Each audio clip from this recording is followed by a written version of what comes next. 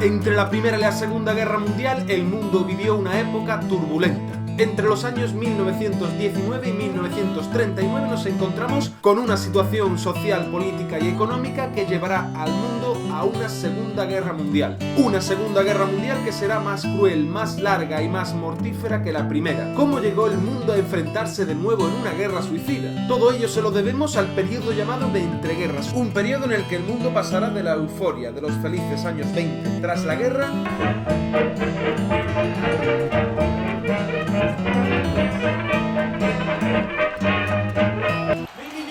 ¡Ofrezco 1.000 millones! ¡Me encanta la bolsa! ¡Nada malo puede pasar! ¡Vivan los años 20! ¡1.000 millones! ¡1.000 millones! a la crisis más absoluta de los años 30, que llevará a las potencias de nuevo al conflicto.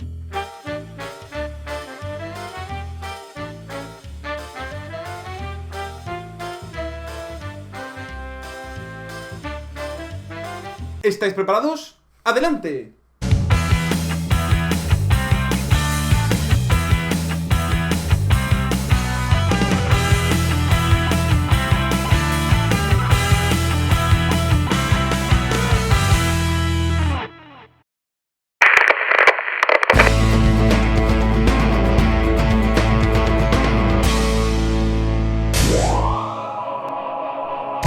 Comenzaremos estudiando en este vídeo cuál es la situación después de la Primera Guerra Mundial. Recordemos que la Primera Guerra Mundial termina en noviembre de 1918 con la Paz de París, en la que Alemania se rinde ante las potencias enemigas con las que ha estado luchando junto a Austria-Hungría durante 4 largos años de guerra. Esta paz se materializó a comienzos del año 1919 en la llamada Conferencia de Paz de París. Una conferencia de paz en la que se terminó de poner fin a la Primera Guerra Mundial con unas condiciones impuestas por los vencedores a los vencidos. Estas potencias vencedoras serán sobre todo Francia, Inglaterra y Estados Unidos. Será esta última, Estados Unidos, la que lleve la voz cantante en este proceso de paz, sobre todo debido al empuje de Woodrow Wilson, su presidente, un presidente que se inmiscuirá personalmente en estos tratados de paz. Esta conferencia de paz además estará basada en los llamados 14 puntos de Wilson, un texto desarrollado por el presidente estadounidense que puedes buscar en internet para verlo por completo y que se basa fundamentalmente en los siguientes puntos. El primero, la reorganización de las fronteras europeas, como ya vimos en vídeos anteriores, con la desaparición de los imperios centrales y la aparición de nuevos países. En segundo lugar, la creación de nuevos países en función de sus nacionalidades. Por ejemplo, tenemos el ejemplo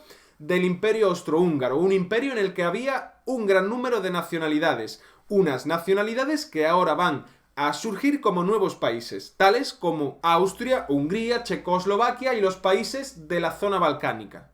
Otro de los puntos importantes de los 14 puntos de Wilson será la prohibición de la diplomacia secreta, una diplomacia que, como ya vimos anteriormente, había llevado a la Primera Guerra Mundial. Estos acuerdos entre potencias que luego significaron un efecto dominó. Y por último también, como punto importante, será la creación de una organización supranacional, la llamada Sociedad de Naciones, cuyo objetivo era evitar nuevos conflictos como la Primera Guerra Mundial. La paz con Alemania en la Primera Guerra Mundial se fijó en un tratado, el llamado Tratado de Versalles, firmado en el Palacio de Versalles, en concreto en la Sala de los Espejos. Este tratado impuso unas condiciones muy humillantes para Alemania.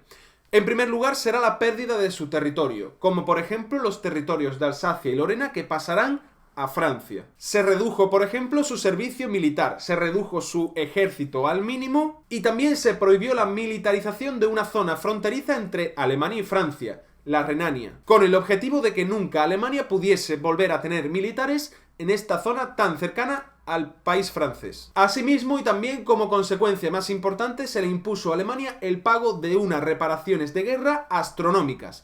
Es decir, a Alemania se le pasó, digamos, la factura de la guerra y se le impuso pagar todos sus costes. Unos costes que, curiosamente, Alemania no terminó de pagar hasta el año 2010. Los pagos de reparación que exigen arruinarán a Alemania. No tendremos ni siquiera armada ni ejército para poder defendernos. Nos quedamos sin colonias y entregamos las minas de carbón a los polacos y a los franceses. Nos obligan a aceptar la responsabilidad de la guerra y exigen que entreguemos a nuestros héroes para que sean juzgados como criminales. Nos están exigiendo que digamos que nosotros y solo nosotros somos culpables de haber provocado esta guerra. El servicio militar será abolido en Alemania. Alemania pagará reparaciones de guerra por los daños causados a los ciudadanos aliados y sus propiedades. La responsabilidad de la guerra recae únicamente sobre los hombros de Alemania. Algunas de las exigencias del Tratado de Versalles. ¡Imposible, decimos! Eso nos destruiría. Pero esa es la finalidad. Ellos quieren hundirnos. Y por último, el imperio alemán, ese que se había formado con Guillermo II y Bismarck, desapareció y apareció en su lugar la República Alemana, la llamada República de Weimar. Pues bien, vamos a centrarnos brevemente en Alemania. ¿Cuál es la situación que creéis que vivirá este nuevo país, la República de Weimar, ante la situación de humillación y ante las imposiciones económicas? Pues la verdad es que una situación bastante penosa. Ello hizo que la posguerra de la Primera Guerra Mundial en Alemania fuese extraordinariamente dura. La República de Weimar fue incapaz de afrontar esta crisis, una crisis caracterizada por, primero, el derrumbe de la economía alemana debido a los enormes costes de la guerra. Otra de las características de esta crisis será la tremenda inestabilidad política vivida en Alemania ante la radicalización de la política en socialistas, comunistas, anarquistas y también fascistas, que veremos más adelante. Y por último, económicamente, esta gran crisis llevará a una enorme pérdida de valor de la moneda alemana y, como consecuencia de ello, a una grandísima inflación, la llamada hiperinflación alemana, un fenómeno económico único en la historia que hizo que, debido a que la moneda alemana cada vez valía menos, fundamentalmente causado por esas reparaciones de guerra que tenían que pagar, cuando un alemán quería pagar con su moneda algo corriente, como el pan, una cerveza, unos huevos, tuviese que pagar muchísimo por ellos. Tanto que los alemanes tuvieron que usar millones y millones de marcos alemanes para pagar cosas tan básicas como pan, harina, huevos, etc. En noviembre el billete récord, el de 100.000 millones de marcos, vale para 2 jarras de cerveza. La barra de pan ya cuesta 80.000 millones de marcos. Una hiperinflación que sigue siendo hoy en día un fenómeno estudiado en la economía y muy importante para entender cómo funciona realmente la moneda y los precios. Esta tremenda crisis de posguerra alemana comenzará a remitir cuando a partir del año 1924 Estados Unidos comience a dar créditos a Alemania y la República de Weimar comience a estabilizarse políticamente. Hemos hablado ahora mismo de Estados Unidos, un país que, como acabamos de decir, en los años 20 comenzó a dar créditos a Europa y a Alemania para superar esta crisis. Vamos a dejar brevemente a Alemania para saltar el Océano Atlántico y centrarnos en cuál es la situación de Estados Unidos en los años 20. ¿Queréis venir conmigo? ¡Venga, vamos! ¡Qué guay! ¡Me encanta viajar en avión! Vamos a hacer un breve ejercicio de memoria. En el año 1917, como ya sabes, Estados Unidos entró en la Primera Guerra Mundial. Fue muy listo porque esta entrada lo hizo cuando ya sus contendientes estaban prácticamente vencidos. Ello hizo que mientras Europa se derrumbaba, Estados Unidos se convirtiese en la primera potencia mundial. Un papel protagonista que ya no perderá incluso hasta la actualidad.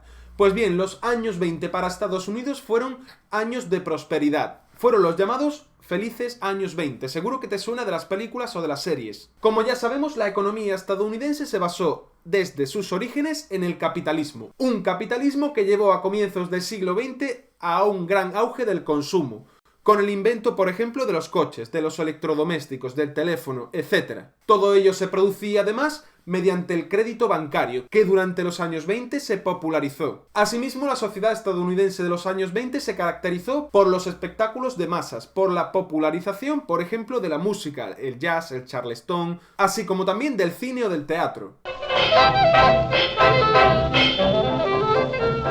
Fue la época del estilo de vida desinhibido, del comienzo de la liberalización de la mujer y sobre todo del consumo y del crédito bancario. Entre los años 1924 y 1929, Europa se vio también contagiada por los felices años 20, como por ejemplo ya hemos dicho antes con aquellos créditos que los Estados Unidos comenzaron a dar a países como Alemania. ¿Pero qué ocurrió en el año 1929 y por qué es tan icónico? Pues bien, debido a la bonanza económica, la bolsa estadounidense, es decir, aquel lugar en el que se vendían y se compraban acciones de las empresas, no dejaba de subir. De hecho, llevaba años y años subiendo sin parar. Ello hizo que todo aquel que invirtiese en la bolsa tuviese beneficios muy rápido, lo que llevó a que un gran número de inversores se sumaran al juego de la bolsa, desde personas con mucho poder adquisitivo o a incluso personas de clase humilde, zapateros, panaderos, etc. Como, duermo, sueño y hablo de acciones. La única forma que conozco de hacer dinero. Es apasionante, me encanta. $17.000 de beneficio con tan solo $3.500 de capital. No está mal. Pero en octubre de 1929 toda esta situación cambió, y cambió de forma radical. Como ya sabemos, los precios no habían dejado de subir durante años, debido a la confianza en la economía estadounidense y a los créditos bancarios sobre todo. Pero en octubre de ese año se produjo un estancamiento. Este estancamiento llevó a que a finales de octubre de 1929, en concreto en el llamado Jueves Negro del 24 de octubre, la mayoría de los inversores decidiesen vender sus acciones ante el miedo de que ya no se produzcan más subidas. Estas ventas masivas, cuyo origen realmente no tiene una explicación lógica en la historia, pues no se produjo por una razón palpable, llevó a la caída de los precios masivos en la bolsa. Una caída de precios que, a pesar de que los inversores intentaron inyectar dinero en la bolsa, llevó a una segunda jornada catastrófica, el llamado Martes Negro. Del 28 al 29 de octubre de 1929, prácticamente la totalidad de las empresas que cotizaban en bolsa, este gran derrumbe de la economía norteamericana, que te animo a investigar y a profundizar más por tu cuenta para entenderlo con mayor totalidad, llevó a unas consecuencias fatales a todo el mundo. En primer lugar, en Estados Unidos se produjo el derrumbe de su economía en el llamado periodo de la Gran Depresión. Una Gran Depresión que llevó al cierre de las fábricas y empresas y también al paro masivo. 15 millones de personas perdieron su trabajo durante esta época después del crack del 29. Por tanto, el crack del 29 llevó al endeudamiento y sobre todo al arruine de miles y miles de personas, tanto de empresarios como de trabajadores, que de pronto lo habían perdido todo. Pero estas consecuencias no se quedaron solo en Estados Unidos, porque como ya hemos visto anteriormente, durante los felices años 20 Estados Unidos comenzó a dar crédito a Europa para levantar esta economía que en Europa después de la Primera Guerra Mundial se había visto muy dañada. Por tanto, cuando en el año 1929 se produce el crack del 29, los Estados Unidos dejan de dar estos créditos y cortan el grifo para la recuperación económica europea. Esto tendrá unas consecuencias fatales en países como Alemania, pues llevarán prácticamente de forma directa al auge del nazismo. Lo veremos más adelante. Por tanto, esta crisis económica de los años 30 llevará en Europa a una nueva radicalización de la política.